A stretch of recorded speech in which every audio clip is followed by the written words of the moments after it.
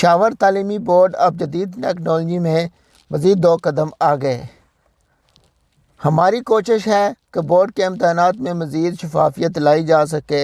Controller امتحانات عارف علی۔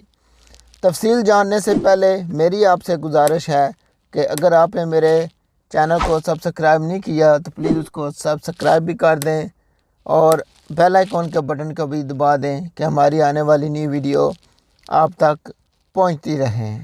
پشاور ثانوی تعلیمی بورڈ نے جدید ٹیکنالوجی کی وساطت سے آن لائن مانیٹرنگ کا آج کامیاب تجربہ کر لیا۔ اس تجربے کی بدولت پشاور ثانوی تعلیمی بورڈ اب تمام امتحانی ہالوں کا بورڈ سے براہ راست مانیٹرنگ کر سکے گا، جس کے لیے بورڈ میں کنٹرول روم قائم کیا گیا ہے۔ امتحانی عملے کا ریئل ٹائم اٹینڈنس کی چیکنگ اب بورڈ کے لیے نہایت آسان ہو گئی ہے۔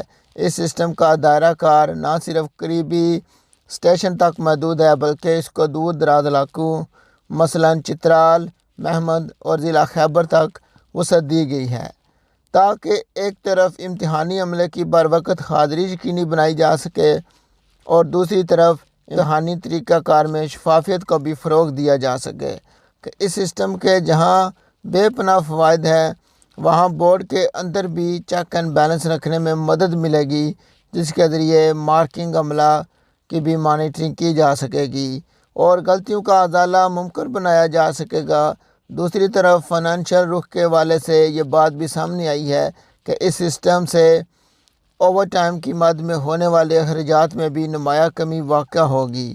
کنٹرولر امتحانات پشاور بورڈ کا کہنا تھا کہ آج ہم نے میٹرک اور ایف ایس سی کے جاری امتحانات کی آن لائن مانیٹرنگ کی اور امتحانی عملے کی حاضری اور امتحانی ہالز میں ان کی کارکردگی کی آن لائن جانچ پرکھ کی۔ کنٹرول امتحانات کا مزید کہنا تھا کہ ہماری کوشش ہے کہ بورڈ کے امتحانات میں مزید شفافیت لائی جا سکے، جس کے لیے پشاور بورڈ ان تھک کوششوں میں مصروف ہے۔